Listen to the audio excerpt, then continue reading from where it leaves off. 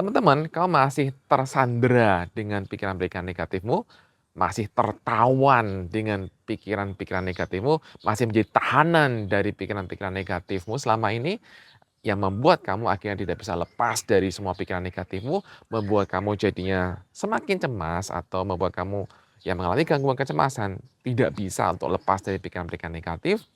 Maka teman-teman yang punya masalah seperti ini, overthinking, kecemasan, gangguan kecemasan, tonton video ini sampai habis untuk kamu tahu bagaimana cara untuk mengatasinya.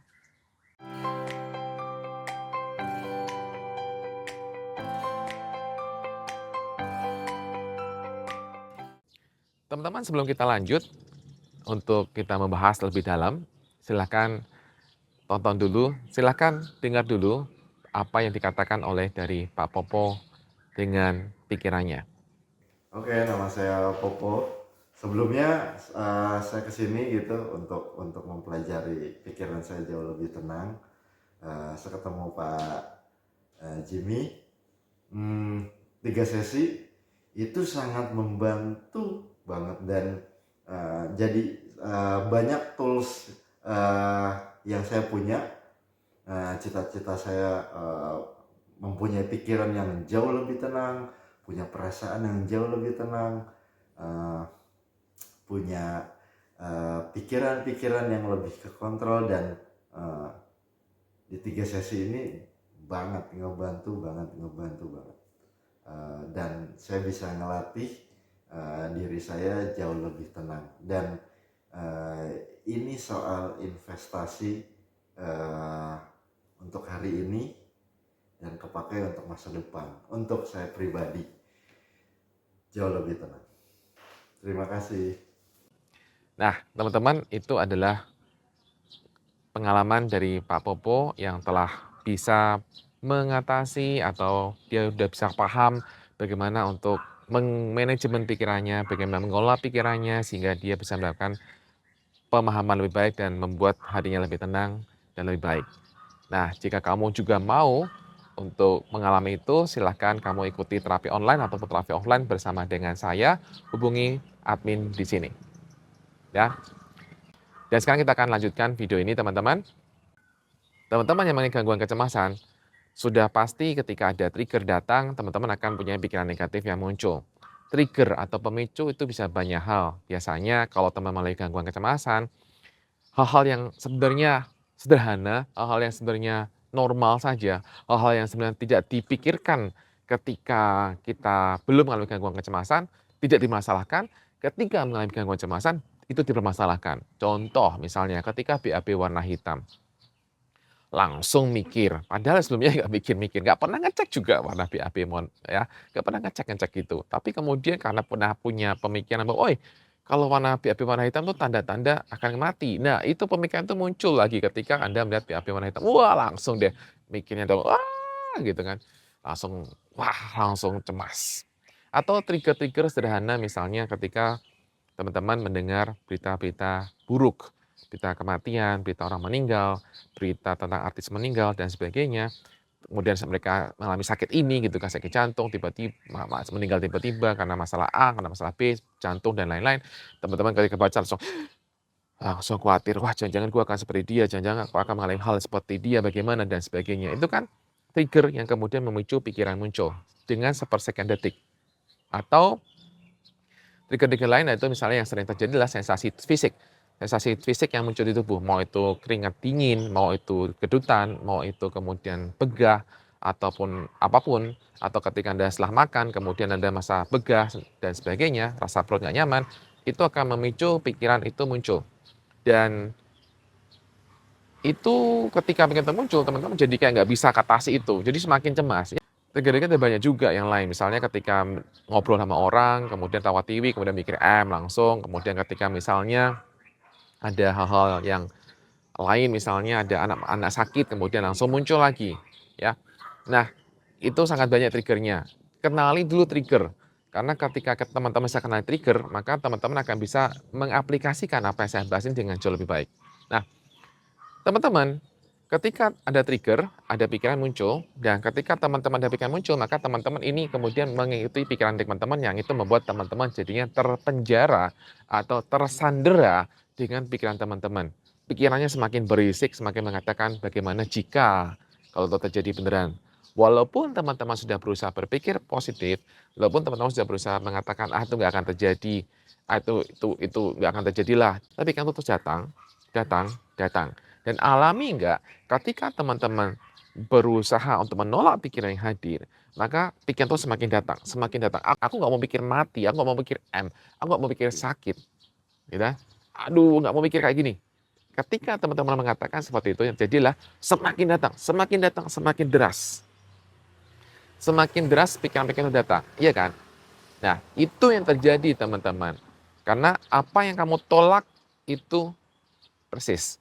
What you resist persis. Apa yang kamu tolak itu akan semakin muncul. Apa yang kamu tolak itu akan semakin hadir, teman-teman. Ya. Nah, jadi kamu perlu tahu dulu teman-teman, bagaimana sebenarnya tujuan pikiran supaya kamu tidak terlalu takut dengan pikiran kamu, supaya kamu bisa mengatasi itu, kamu perlu tahu dulu bahwa apa sih tujuan pikiranmu itu. Jadi kalau kita bahas sebenarnya tujuan pikiran itu ada beberapa. Yang pertama, tujuan pikiran itu adalah tujuan pikiran yang selalu buat kamu khawatir, tujuan pikiran yang buat kamu selalu akhirnya pikiran tuh selalu stuck di sana, nggak bisa pergi-pergi gitu kan, selalu ada muncul, atau selalu membuat prediksi yang jelek tentang masa depan, membuat skenario buruk lah gitu ya. Maka ini punya tujuan. Oke, kenapa tujuannya? Tujuannya adalah dia mengatakan, "Hoi, bersiap-siaplah untuk adanya ancaman. Kamu bisa akan mengalami sakit, kamu bisa terluka, kamu bisa mengalami sesuatu yang buruk, maka kamu perlu action, maka kamu perlu prepare. Jangan sampai itu terjadi." Maka tujuan dari pikiran ini selalu hadir adalah sebenarnya adalah tujuannya untuk mengantisipasi, tujuannya untuk proteksi teman-teman, ya kan? Tujuannya baik sebenarnya teman-teman. Nah, itu tujuannya, ya. Yang kedua, pikiran-pikiran yang selalu berulang mengaitkan dengan masa lalu, oke? Menyalahkan diri sendiri. Jadi pikirannya kan selalu, "Hoi, lihat di masa lalu kamu pernah mengalami ini loh. Jangan sampai ini terjadi lagi di masa depan." Jadi pikiran ini sebenarnya tujuannya apa? Tujuannya untuk mau kamu berubah, untuk kamu buat strategi yang lain lagi, supaya tidak lagi terjadi di peristiwa di masa lalu terjadi. Itu tujuannya sebenarnya, ya. Oke, itu tujuan pikiran-pikirannya sebenarnya. Ada juga tujuan-tujuan lain, tapi kita bahas 2 ini dulu. Nah, jadi teman-teman, dari tujuan-tujuan ini, sebenarnya teman-teman bisa tahu kan sebenarnya bahwa ketika pikiran itu punya tujuan baik, tapi teman-teman malah terbawa dengan pikiran-pikiran itu, karena teman-teman tidak menyadari tujuannya. Ingat, tidak menyadari tujuannya. Nah, begitu teman-teman bisa kemudian, "Oh, ini tujuanmu." Oke, maka ketika ada trigger gitu kan, ada trigger pemicunya muncul, kemudian teman-teman mulai berpikir, bagaimana jika kamu mati, bagaimana jika kamu akan sakit, kamu hanya tinggal merespon untuk, "Oke, saya tahu tujuanmu, tujuanmu baik." Ya udah, tinggal terima kasih atas tujuan baiknya, terima kasih atas peringatannya, terima kasih atas apa yang kamu katakan pada saya. Saya sudah tahu tujuan baik kamu dan saya akan melakukan dengan cara berbeda hari ini. Saya akan tetap melakukan aktivitas saya akan tetap melakukan aktivitas saya dengan semuanya dengan baik-baik saja dan saya akan tetap melanjutkan hidup saya. Nah, yang kedua adalah goalnya kamu kemana? Setiap kalau kamu mengalami gangguan kecemasan, kamu pasti kan mau untuk sembuh, pulih. Maka jadikan ini acuan dasarnya. Ketika pikiran itu kemudian memikirkan, wah, kalau kamu udah tahu tujuannya apa, kamu udah mengatakan, "Oke, ya saya tahu itu tujuanmu," tapi terus dia masih terus saja kayak masih menggoda-goda kamu, masih kemudian masih membuat kamu jadi kayak belum bisa untuk lepas dari semua pikiran negatif, maka kamu bisa lakukan yang kedua ini, yaitu dengan cara, apakah dengan saya menuruti pikiran saya ini, apakah akan membawa saya lebih sehat lagi? Apakah ketika saya menuruti pikiran saya ini akan buat saya bebas dari masalah ini, sembuh dari masalah saya? Apakah ini membuat saya lebih baik? Gitu. Kalau saya mengikuti pikiran ini, apakah ini akan membuat saya menjadi seseorang yang saya mau? Tanyakan dengan tegas pada dirimu. Ini akan membantu kamu untuk jauh lebih baik dan tidak gampang lagi tersandera dengan pikiran-pikiranmu. Sekali lagi, tanyakan apakah pikiran ini akan membawa kamu semakin jauh dari tujuan atau diri yang kamu inginkan, atau membuat kamu semakin dekat dengan apa yang kamu inginkan. Dan disitulah ketika kamu sudah tahu, maka langkah selanjutnya adalah memutuskan.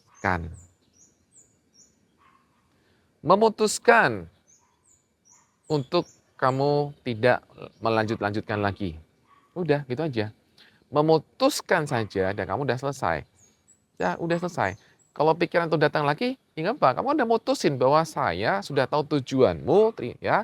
Saya sudah tahu tujuanmu baik, sebenarnya untuk proteksi, untuk tidak lagi mengulangi hal yang sama. Ya udah, oke, saya mengerti dan saya sekarang tahu juga bahwa sebenarnya saya juga mau bergerak ke arah sini, ke arah tujuan yang saya mau. Maka saya akan putuskan, saya akan bergerak ke arah tujuan yang saya mau. Di awal teman-teman, ketika melakukan hal ini akan tidak mudah. Kenapa? Karena teman-teman sudah terbiasa untuk mengikuti pikirannya. Teman-teman sudah terbiasa terlatih untuk mengikuti pikirannya. Maka ini adalah proses yang perlu teman-teman latih dan latih dan latih. Ya. Dengan teman-teman bisa terus berpedoman saja pada dua cara ini, maka teman-teman bisa akan lebih baik lagi. Oke, satu, tahu bahwa itu tujuannya baik, ya. Dan kedua adalah sekali lagi, ini membuat kamu lebih jauh dari membuat diri kamu menjadi diri kamu inginkan atau mendekati menjadi diri kamu inginkan. Dan yang ketiga, putuskan. Putuskan yang mana yang terbaik untuk kamu. Ya. Nah, cara ini akan bantu teman-teman, silahkan dipraktekkan saja. Dan kalau teman-teman mengalami kesusahan untuk mengatasi ini, bisa juga mengikuti online course materi secara pikiran negatif. Ya, silahkan WA admin di sini, ada banyak testimoni juga. Atau silahkan teman-teman juga ikuti terapi online atau terapi offline bersama dengan saya untuk membantu teman-teman jauh lebih baik. Ya.